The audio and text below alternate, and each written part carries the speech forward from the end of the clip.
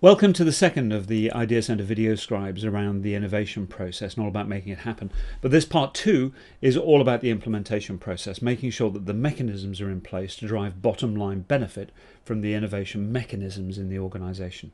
There are a number of components that need to be put in place, and the first of those is having a senior team that understands the importance of the innovation process and prepared to take accountability, individual accountability, for driving step changes in their part of the organization. And for me, accountability is key. This can't be delegated. This is going to be an identification of those individuals that are singularly responsible for making sure these step changes happen. Because you're going to be challenging the status quo, getting rid of conventional and traditional thinking, it needs top-level leadership and ownership in order to make this stuff happen. It's a top-down process. And the start point for me is the team working together to identify where they're going to make those step changes and take the sum total of those as the innovation challenge, which ought to be convertible into pound notes, quite frankly. It ought to be measurable in bottom line benefit in thousands of pounds, if not tens of thousands of pounds, if not hundreds of thousands of pounds. What's the bottom line benefit you're looking for as a result of this initiative that you're going to be taking ownership for? Now, that senior team needs to work alongside a creativity or innovation coordinator.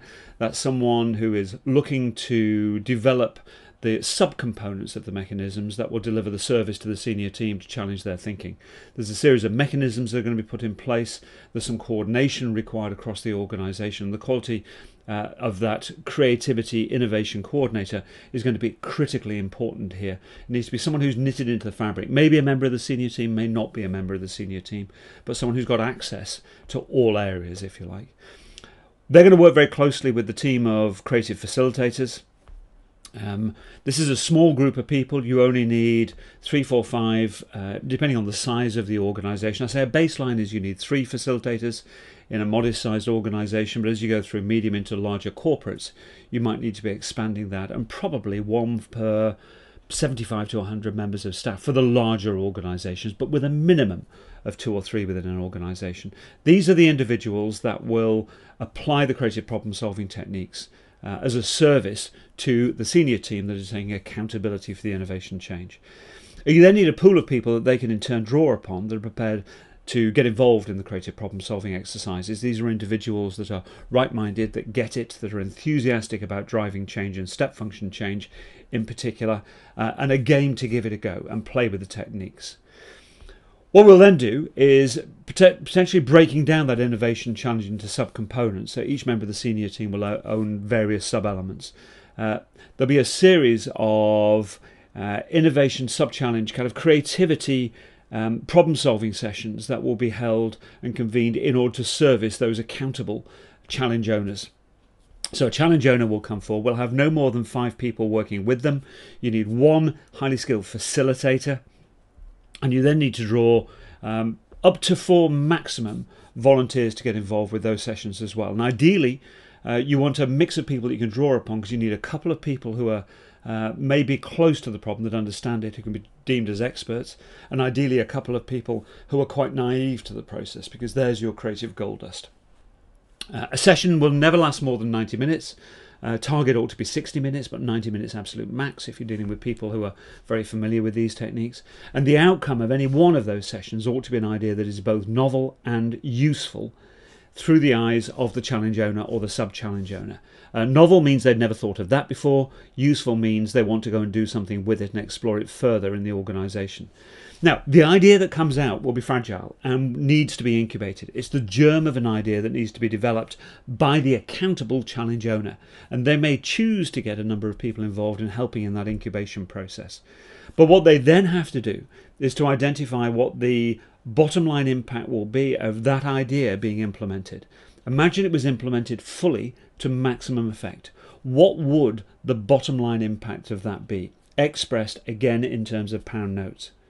Because what we want to do is to hold a series of these creative problem solving exercises as a service for the challenge owners and the sub-challenge owners to line up a number of outcomes that collectively will add up to the sum total of that innovation challenge, that top level innovation challenge.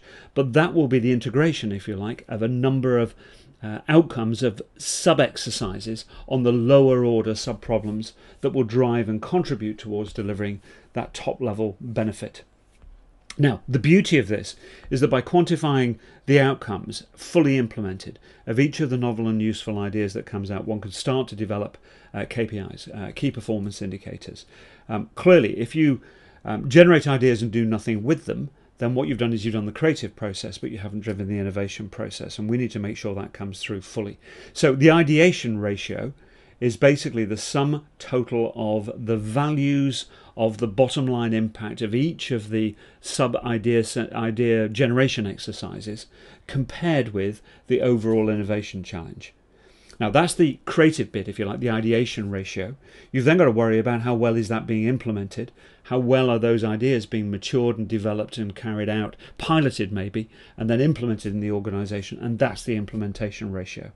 And at a top level, at a senior team level, what we ought to be able to do on a regular basis is review taking that top level innovation challenge that was set at the outset, how we're doing against it in terms of the ideation ratio, that's the idea generation side of things, the creative side of things, and then the implementation driving bottom line benefit.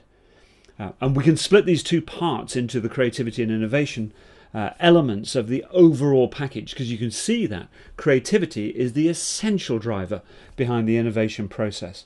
And critically important to making this happen is the development of these key performance indicators. And that's where we end up. In order to drive creativity and innovation, it's going to be all about implementation. If you generate great ideas and do nothing with them, it's maybe an entertaining and fascinating process, but ultimately a waste of time in the organisation. What we need to do is drive the implementation side. And key to that is the development of associated KPIs and then the regular monitoring under critical review of those outputs.